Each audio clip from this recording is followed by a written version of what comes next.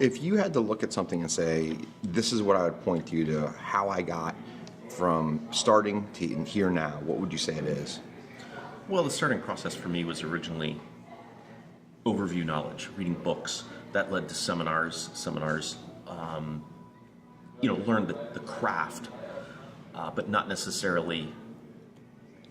My goal was never to be a casual investor. It was to run it like a business. Okay. And there's a big disconnect between what you learn in the books and courses to how to run a business out of it. And it's basically, you got to learn that on your own or learn it from others. Okay. What were some of the stumbling blocks from books to running it that you realized as you were going through the process? First major stumbling block was learning how to make the phone ring. Okay. And being effective at it. I learned the wrong way to do it.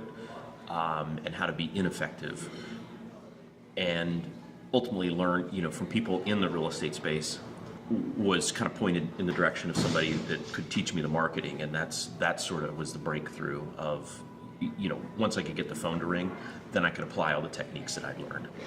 From the books to the hard work stage, then when you went into the networking and started meeting people and you had something to model, how much faster was your success after you started to model versus after you just started reading books? Via networking, I met a local sort of model. Sure. And wasn't where we ended up, but it was somebody. Mm-hmm. And that somebody was better than nobody. Right. It was basically, I had a model that he was using, and I could bring the leads in the front of the funnel, and that led to my first big boost to my business. Okay.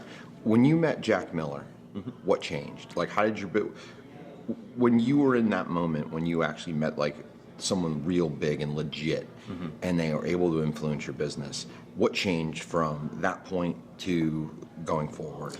Well, you see good examples. Like meeting Jack Miller led to going to Jack Miller's seminar, and when you go to a seminar, there were a lot of successful examples in there, and you start to see commonalities of what successful people are doing, and you can sort of pick and choose, okay, what is working for a broad base of investors across multiple markets, and you can really say, okay, some of the stuff I don't need to pay attention to because not everybody's doing that, but these core items, everyone that is successful is doing those things, and those need to be implemented. You know me well enough, and I think you know the way that I deliver feedback well enough. Mm-hmm. If a new person was going to come and work with me in an immersion type of a setting, what do you think they would get out of it?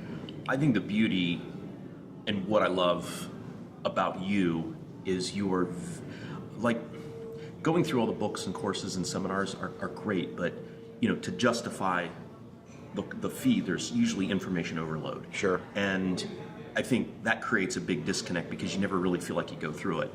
I think real progress is made with less is more. Sure. And just knowing what is that first key step, or the second key step, or the ability, in your case, to take down a very complicated process and simplify it to a few very strategic bullet points.